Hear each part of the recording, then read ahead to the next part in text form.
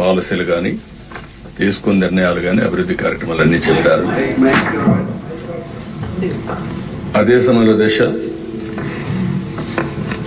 మళ్ళీ ఒకసారి చూస్తే ఇప్పుడే మా మిత్రుడు పవన్ కళ్యాణ్ గారు చెప్పారు,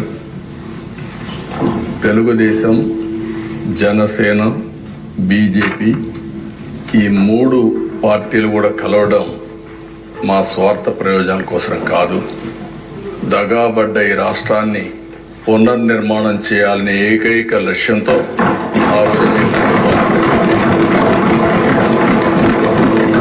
కొంతమంది విమర్శించారు. ఆ రోజు కూడా మేము ఒకటే ఆలోచించాం. ఈరోజు రాష్ట్రంలో చాలా ఇబ్బందులు ఉన్నాయి, నిర్వీర్యం అయిపోయింది ఆర్థిక వ్యవస్థ, ఇప్పుడు కోలుకునే పరిస్థితులు కూడా లేవు. ఆ లెవెల్ ఇంజన్ సర్కార్ ఉంటే తప్ప ఈ రాష్ట్రాన్ని పునర్నిర్మాణం చేయలేమని ఏకైక లక్ష్యంతో కలిశాం. ఆ రోజు ఈ రోజుటికి ఒకే మాట మీద ముందుకు పోతున్నాం. నేను మనస్ఫూర్తిగా పవన్ కళ్యాణ్ గారిని ఈ సభ ద్వారా మరొకసారి అభినందిస్తున్నాను, ధన్యవాదాలు తెలియజేస్తున్నాను. ఇంకొక పక్కన దిశ, ఈరోజు మీరు చూస్తే ప్రజల్లో యాస్పిరేషన్స్ ఉన్నాయి. 5 సంవత్సరాలు పూర్తిగా నిర్వీర్యం అయిపోయిన ఆర్థిక వ్యవస్థ, ఇంకొక పక్క అన్ని డిపార్ట్మెంట్లు కూడా మీరు చూస్తే ఒక మాటలో చెప్పాలని నేను 4వ ముఖ్యమంత్రి. 3 సార్లు నాకు ఎప్పుడు ఇంత ఇబ్బంది రాలేదు. అప్పుడు కూడా కొన్ని ఇబ్బందులున్నా ఈసారి మాత్రం ఎప్పుడూ లేనటువంటి ఇబ్బందుల్ని ఎదుర్కొనే పరిస్థితి వచ్చాం. ఈరోజు ఈ సభ ద్వారా కేంద్ర ప్రభుత్వాన్ని కూడా మనస్ఫూర్తిగా అభినందిస్తున్నాను, నరేంద్ర మోడీ గారిని. ఎందుకంటే దేశ ఈరోజు మనం అడిగిన దానికంటే కూడా నేను అనుకున్నాను ఇంకా సమయం పడుతుందని.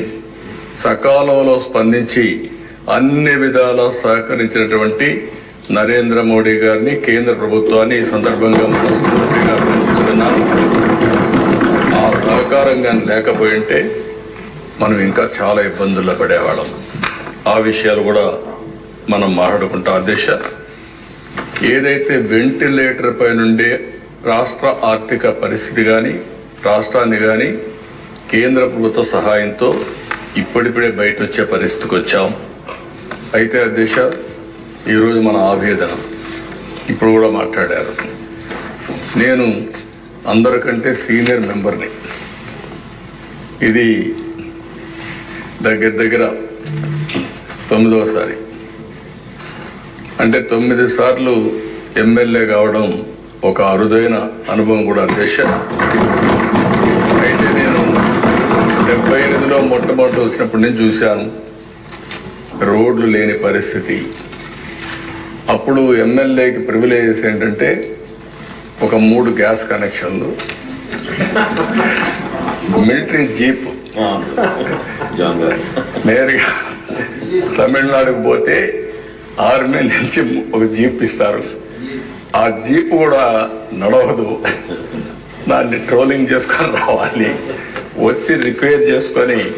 అప్పుడు రోడ్లు కూడా అదే పరిస్థితి, ఏ ఊరికి కూడా రోడ్లు ఉండవు, జీప్ ఉంటే తప్ప కాన్స్టిట్యున్సీలు తిరగలేమనే ఉద్దేశంతో మొట్టమొదటిసారిగా నా జీవితంలో చూసిన సభ గడచిన సభ. ఆ రోజు ఈ సభలోనే చెప్పాను, ఇది గౌరవ సభ కాదు, ఇది సభను ప్రజల దగ్గరికి వెళ్ళి ప్రజల ఆమోదం తీసుకుని మళ్ళీ సభకు వచ్చి గౌరవ సభ చేస్తామని ఆ రోజు